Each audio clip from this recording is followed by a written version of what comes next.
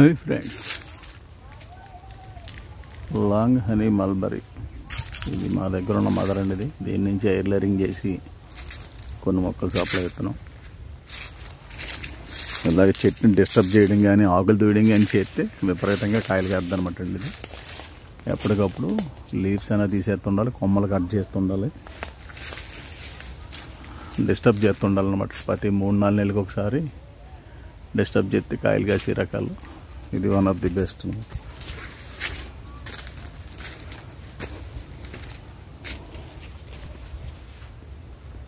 Hi friends, long honey mulberry wine variety అండి. ఇది మంచి రకం. చూడండి, ఈ రకంగా విపరీతంగా కాయలు కాస్తే, కానీ ఇసుక నేలలో తేలికపాటి నేలలో ఉండాలన్నమాట అండి. ఎక్కువ నల్ల నేలలు గట్ట ఉండకూడదు. మంచి రకం.